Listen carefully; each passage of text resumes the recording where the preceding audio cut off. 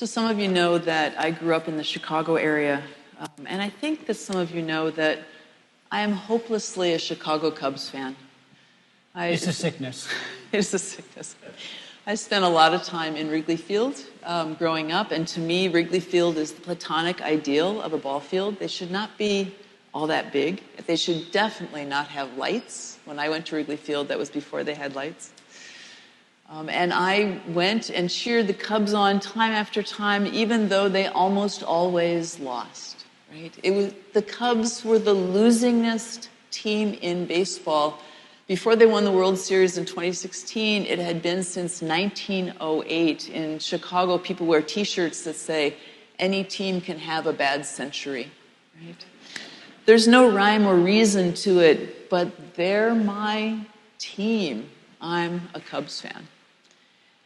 And I thought of that this week as Mitch and I were wrestling with how to talk about this passage from Exodus. Because as a quick, cursory reading, it sort of looks like people are being told what to do so that they can ward off an angry God. And I don't think that's what's going on here. I think that the description about, there's so many marvelous details in it, the description about slaughtering a lamb and putting the blood over the lintel is not about warding off. It's about saying who we are, what is our loyalty. We're on God's team, they're saying. I like the interpretation that Erica McCrae, a Presbyterian minister in Iowa, says. She says, painting the door is a declaration of loyalty to a God of freedom. It's a demonstration of identity as one of God's people, kind of like being a Cubs fan. And I really like that parallel, Barb, but there's still some really disturbing things in there. Yes. Like, why is there so much emphasis on blood? There is so much talk about blood from the slaughter of animals, blood painted on your door lintels. It's a bit odd to modern ears. It's more than odd, it's icky. And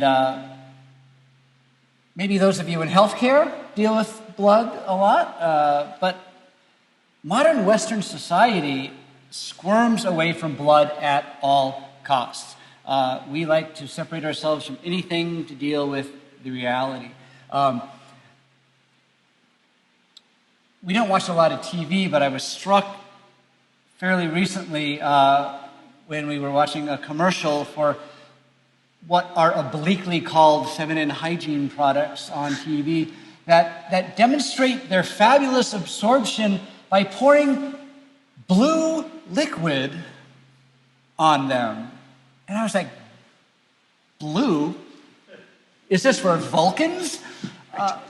Why clear liquid? So that it looks like anything but what it actually is supposed to be, because we're uncomfortable with blood.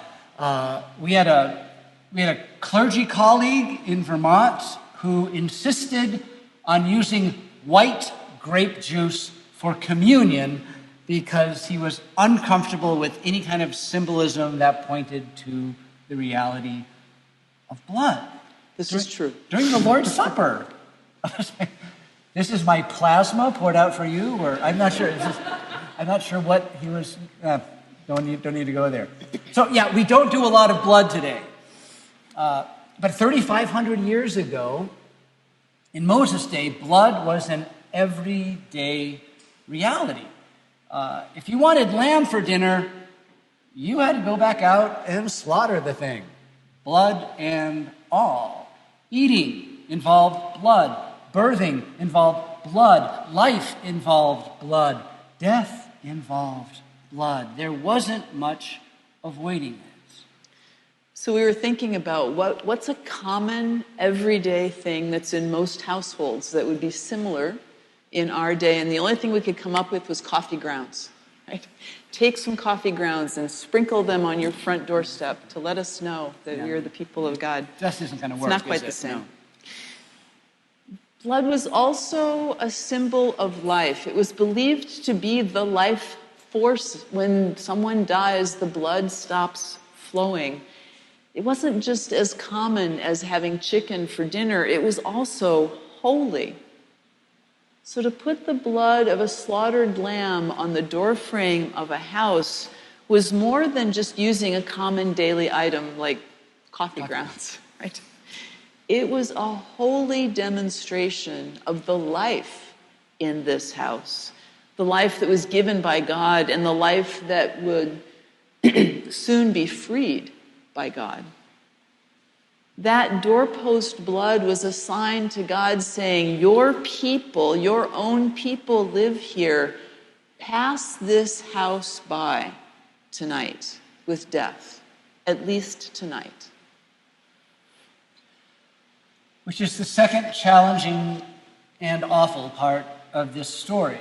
If we've had to skip a lot of parts of the Exodus story that we're reading through this fall, but what would happen that night was that the angel or messenger of God would pass over Egypt as a messenger of death, striking down the firstborn of every human and animal family of Egypt in order to get Pharaoh to change his mind.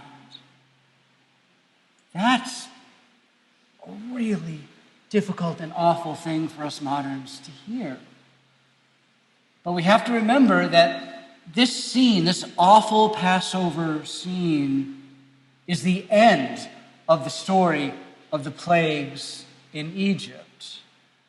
Earlier in the story, God tried every other means he can imagine to get Pharaoh to change his mind. 9 previous afflictions on the Egyptian leadership to get Pharaoh to let the people go. Plagues of frogs, sores, rivers turning into blood. Blood again. Blood again. Flies and hail and darkness. All these things saying, look, God is serious, man. Let God's people go. And he would not, and he would not, and he would not. And despite all the warnings, none of them worked. So remember, God did not start with the angel of death. It was the last attempt to get Pharaoh to change his mind, to let God's people go from slavery, oppression, and genocide. Which is another uncomfortable piece for us modern folk. That sometimes, in order to upend an entrenched, unjust, and genocidal social order, when nothing else will budge it loose, something dramatic has to happen.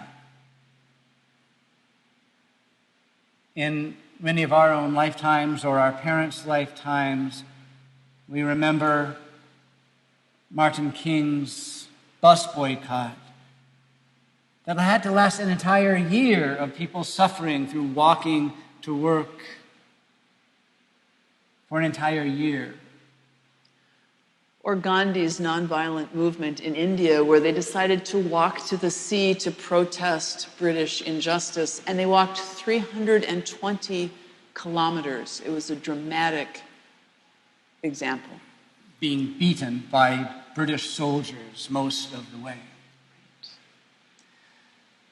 In our day, we are having hard conversations about reparations for slavery. That make us uncomfortable. Sometimes there are climate change disruptions of people's ordinary lives, including tennis matches, to bring folks' attention to the crisis of what's going on in our planet. And in Moses' case, even the death of the Pharaoh's firstborn. It's not pretty making change. But it's real. I think it's a reminder to us, especially us those of us living in Cambridge, it's a pretty privileged place in our culture in so many ways. That sometimes the means of change is uncomfortable, even downright disturbing in the pursuit of justice. It's necessary. But it's not always pretty. But it is real. And God is disrupting the slave system of Egypt, not just to free the Hebrew slaves, to bring those people out into freedom, though that's part of it. It's also to free them to be fully in a relationship with God, a relationship of love, a relationship of mutual respect. And as the people come out of slavery, eventually God gives them the Ten Commandments. We'll talk about that in a couple of weeks. Gives them the rest of the Torah, gives them guidance on how to care for each other in sticky situations, how to be in right relationship with God. So it's not just a project of being free from slavery, it's about being free to be in relationship. And I think, I'm not God, but I think that much to God's disappointment at times, the Hebrew people forget about the relationship part. Because relationships are hard. We don't have to tell any of you that. Relationships are hard. It's a lot easier to think about what are the rules that I have to follow. And so often, the Hebrew folks would fall back on just following the Ten Commandments, or doing the laws of Torah to sort of prove that they were righteous, but they skipped out on the relationship pieces. God had to keep sending prophets to say, yes, the rules are important, and please take care of the poor. Please take care of each other. Please do things that show love to each other and to me. And Israel would get it for a little while and then would forget again, because they're human, just as we are. Just as we sometimes bring all of ourselves to relationships, and then sometimes all we do is go through the motions. It's part of who we are. So, some 1,300 years after the dramatic action of Passover, God takes another dramatic action. God came to us as one of us, to live among the people in human flesh. The fancy theological word is incarnation, which is an uncomfortable word. It means in meat. Jesus came to us in flesh. In the flesh. Right. And it was God's way of saying, look, I'll show you what it means to live in love. How it is to love me, to love one another. This is what it looks like, is shaped like, walks like, touches like. Whenever Jesus got into a tiff with the Pharisees, who said he wasn't following Torah law exactly correctly, Jesus would remind them that he's not throwing out the Torah, the law, but he is claiming love and mercy as the highest law, as the lens through which to apply the laws. And he urged them and us to do the same. This is how it is done, Jesus said. This is how to live in love with God and each other and the world. So when he is moving beyond the boundaries, outside the lines of who you're supposed to touch, who you're supposed to feed, who you're supposed to heal, he was showing this is how God's love is like and how we can live that out. Now, the Gospels tell us a lot about Jesus' disagreements with the Pharisees. But ultimately, Jesus ran afoul of the government, the Roman imperial government, during the Pax Romana, the Roman imperial domination system. And so Jesus was crucified as a threat to that domination system. But God was not done. Jesus' resurrection was a dramatic negation, not just of the law concerns of the Jewish authorities, but also the cruel oppression of the Roman Empire. The dramatic, yes. His resurrection shouted a divine no to all systems of domination, including the ones we live under today. My life and love are the ultimate power, God says. Live in love with me and through me and to each other and to the world. And so as the church tried to live this out, after Jesus' resurrection, we have the writings from Paul that Andre shared this morning. And in them he says, the one who loves another person has fulfilled Moses' teachings, has fulfilled the Torah. Every commandment is summed up in this commandment, Paul says. Love your neighbor as yourself. And that is our ultimate command, to love each other. That's what God asks us to paint on the doorways of our homes, or the doorways of our hearts, maybe. We are to love so fully, so completely, that it's as obvious as blood on a door. We're to love so fully, so completely, that we stand out as people who are loyal to God and God's love, just as the Hebrew doors stood out on that first Passover. We believe, and I know you believe too, that loving one another is how we show our loyalty to God. It's how we say that we're on God's team. Sometimes figuring out how to do that with integrity and with compassion is genuinely difficult. It's not simple. It's loving. Sometimes it means stirring up complacent systems. It's not always comfortable, this loving. Cornel West is famous for saying, justice is love made public. That is what we are called to do, to be so public in our love that we make our world a more just place, a more equal place, a more loving place, marking the doors of our lives in a public way. My mom tells a story of her Baptist pastor in Homewood, Illinois. He was dying of cancer and was staying with my parents. And he and my mom would have long conversations about life, the universe, and everything. And he said once that if, when he died, he somehow found out that the Bible was a fairy tale, that the stories of Jesus were just mythology,